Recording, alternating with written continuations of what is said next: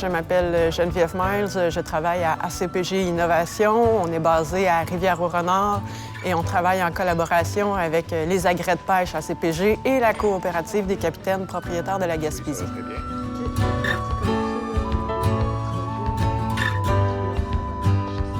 C'est le capitaine qui veut innover, qui veut améliorer sa pêche. Puis c'est là qu'il y a une collaboration qui se fait entre les agrès de pêche et innovation, où on cherche à amener des nouveaux équipements innovants, adapter et adopter des nouveaux équipements pour optimiser la pêche du capitaine en mer.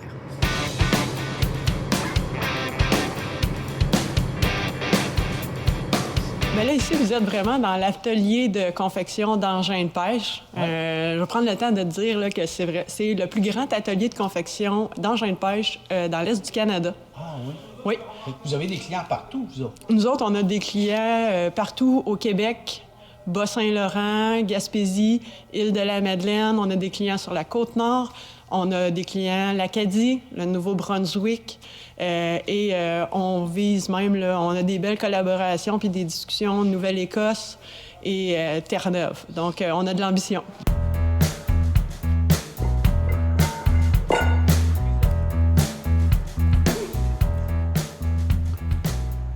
La majorité des chaluts de la flottille sont confectionnés ici. C'est vraiment... tous nos techniciens sont en opération.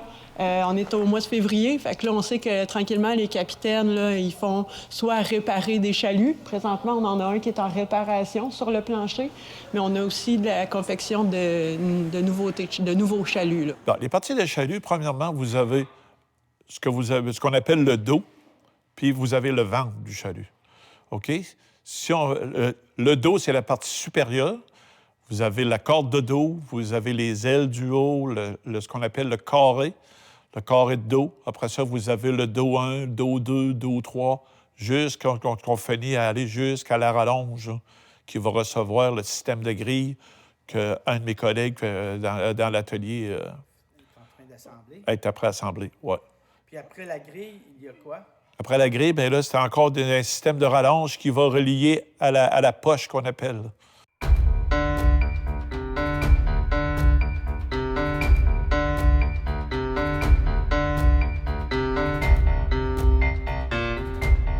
Cet hiver, je me suis fait faire un chalut neuf ici.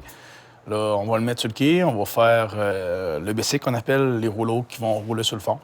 Puis on va le construire, on va l'embarquer sur le bateau. Là, on va partir pour aller pêcher. On va dérouler l'entonnoir.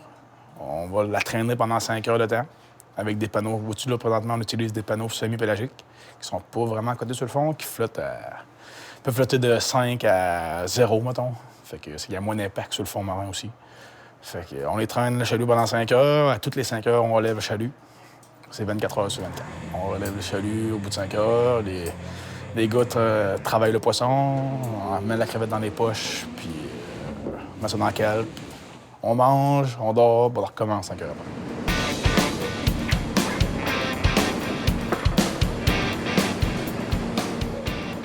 C'est le navire qui est notre base pour concevoir l'engin de pêche, le chalut. OK? On l'adapte à une certaine puissance. OK?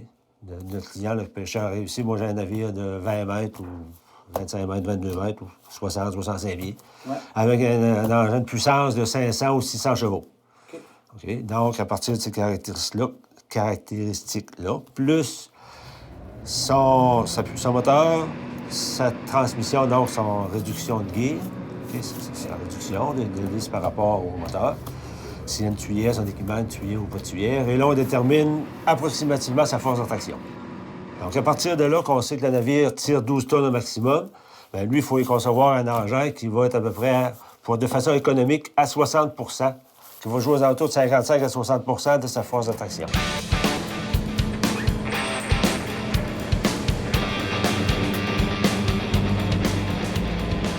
Bon chalut, c'est quoi qui va être fait solide, c'est de quoi de performant.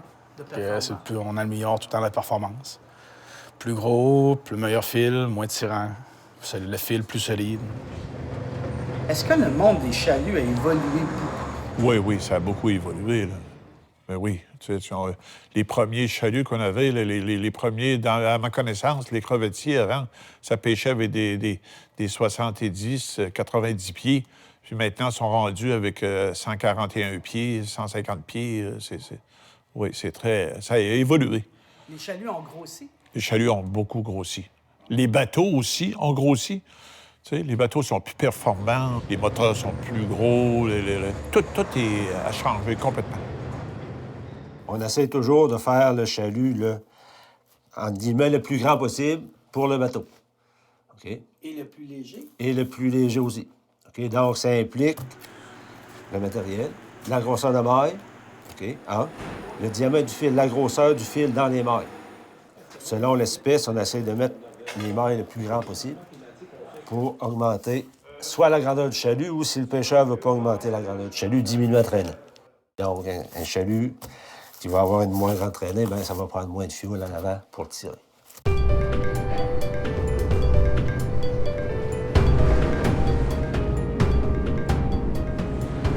Aujourd'hui, en 2022, on pense toujours à pêcher mieux.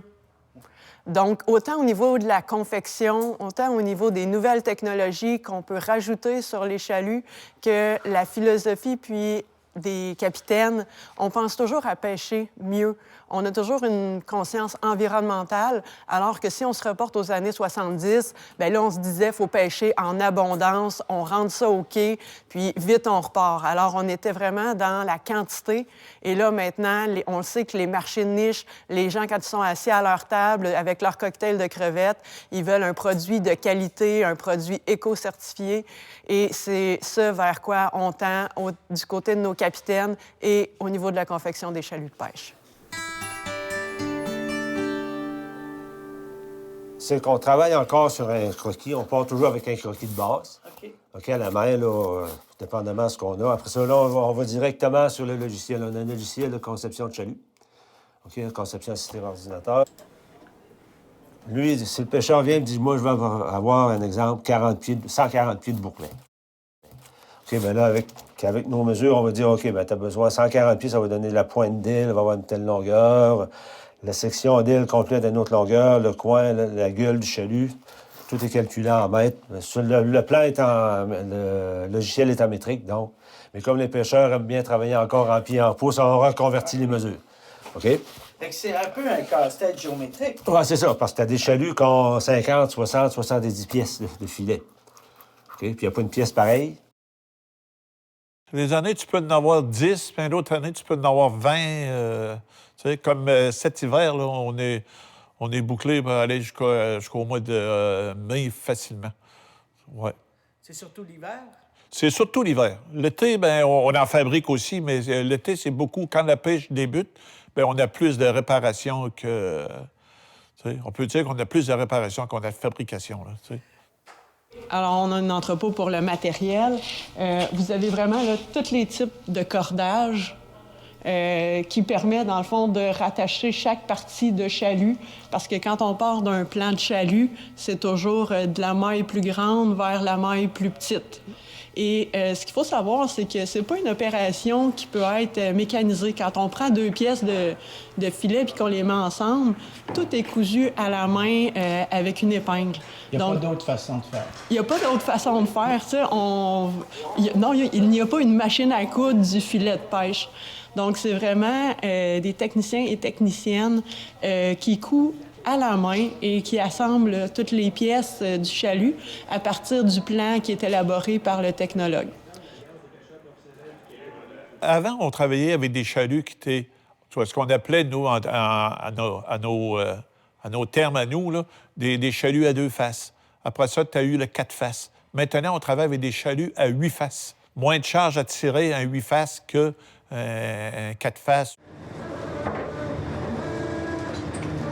Chaque pêcheur aime une sorte, moi j'aime une autre. Et on a chacun nos préférences. On a chacun nos petites choses à faire mettre dans nos chaluts que Réal va nous conseiller ou que les accrets de pêche vont nous conseiller à faire ou ne pas faire. Toi, dans ton cas, c'est quoi? Moi, je voulais aller avec un chalut un petit peu plus gros, mais avec du fil moins tirant. Les agrès de pêche ont élaboré différents modèles avec le temps qui ont été mis à l'essai dans des bassins avant. Puis, là, après ça, c'est vraiment là, sur mesure. On peut faire du chalut simple, du chalut jumeau. On peut faire des chaluts à 4 faces, à 8 faces. Donc, on a vraiment là, une variété de modèles. Là. C'est très vaste, les plans que l'on peut faire au niveau du chalut.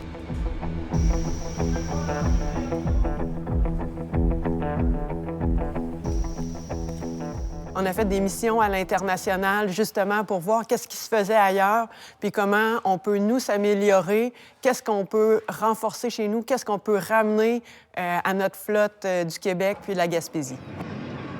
Il y a beaucoup de nouveaux à aller chercher dans les technologies, justement, outre-mer. En Portugal, justement, en Espagne, sont un petit peu une couple d'années en avance sur nous. Donc, on essaie d'aller chercher cette technologie-là pour l'instaurer ici, là, pour que la pêche soit, premièrement, plus durable, puis pêcher aussi de la qualité au lieu que du volume, pour travailler pour la ressource.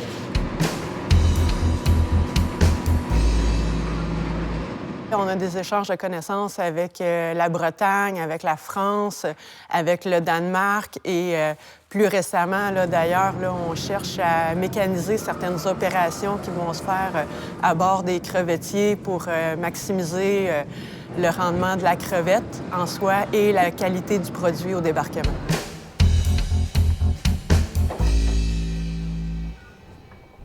Ici, là, vous avez une balle de ce qu'on appelle une balle de netting. Fait que la balle de netting, elle arrive déjà en pièces. Donc, c'est une grande pièce qui, après, selon le maillage requis au plan, va être taillée. Puis ensuite, à la taille, bien, si vous regardez de l'autre côté, vous allez voir qu'il y a des assemblages. Donc, la couture orange représente l'assemblage puis la différence d'un maillage à un autre. Tout ce que tu vois en netting, là, tu peux mettre 99 % vient du Portugal. Au niveau supérieur du chalut, vous allez avoir la ligne avec les bouées qui va être ajoutée, si on parle de chalut à la crevette. Puis au niveau du bas, bien là, vous allez avoir le bourrelet au niveau du bas.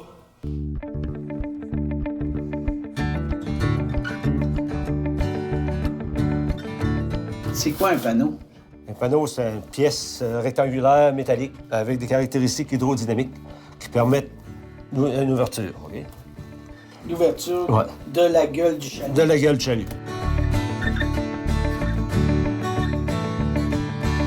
Le mode semi-pélagique, c'est généralement utilisé. Ton panneau flotte dans la masse d'eau à quelques mètres du fond et ton chalut est au fond. Donc, tu élimines un élément qui touche le fond. Ici, ce qu'on a, c'est un enrouleur. C'est une acquisition qu'on a faite cette année et pour lequel on a été soutenu par le Fonds des pêches du Québec. Dans le fond, avant, tout ce chalut-là aurait été tiré à la main.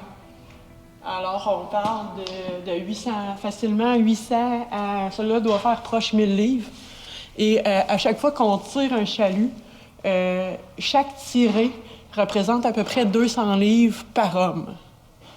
Donc, et c'est ce qui était fait depuis la fin des temps. Et mon collègue Réal et moi, on s'est dit, faut passer à autre chose. C'est pas vrai qu'en rendu en 2022, on va encore tirer à la main, se blesser le dos. Puis on voulait aussi optimiser le fonctionnement de l'atelier.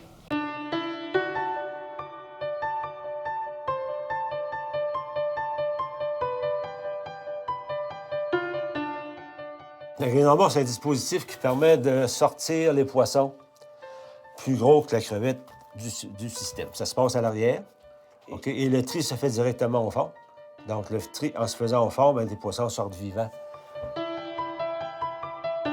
Là, on est en train de faire, dans le fond, des réserves de grilles normores qui sont déjà montées sur la partie du chalut.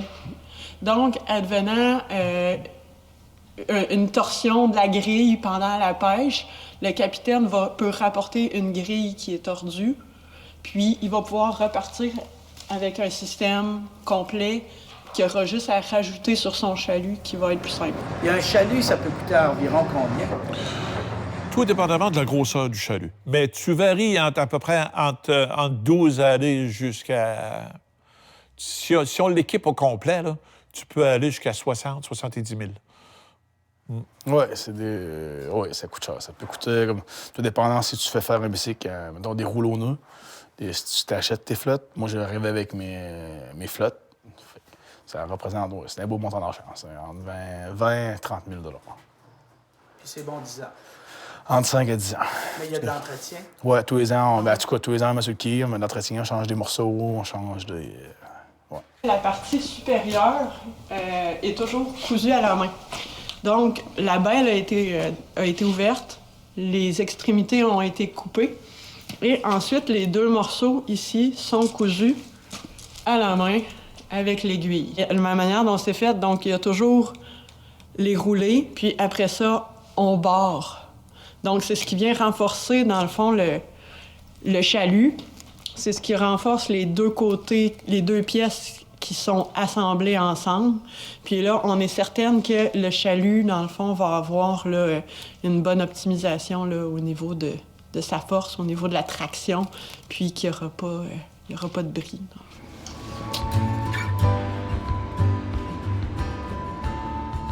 Bien, c'est pas un métier qui est reconnu. OK? C'est pas reconnu. Je suis sûr là, que même dans la paroisse ici, il y a bien des gens qui ne savent pas ce qu'on fait. Là. On en parle souvent entre techniciens.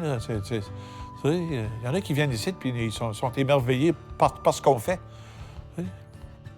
Mais la relève va venir très importante. C'est autant garder la tradition de confection que d'aller chercher aussi tout ce qui va se passer de nouveau. Les nouveaux apprentissages, les nouvelles confections, que ce soit canadien, que ce soit outre-mer. C'est tout d'aller chercher ça puis d'amener ça dans notre petit coin de pays, justement, pour améliorer, puis que la relève soit autant crédible que ceux qui étaient déjà en place avant nous, bien sûr. Et ça évolue tout le temps. Ça évolue tout le temps. Puis il va toujours avoir un atelier de même, elle va toujours exister parce que s'il y a de la pêche, ça prend des techniciens, puis ça prend un atelier.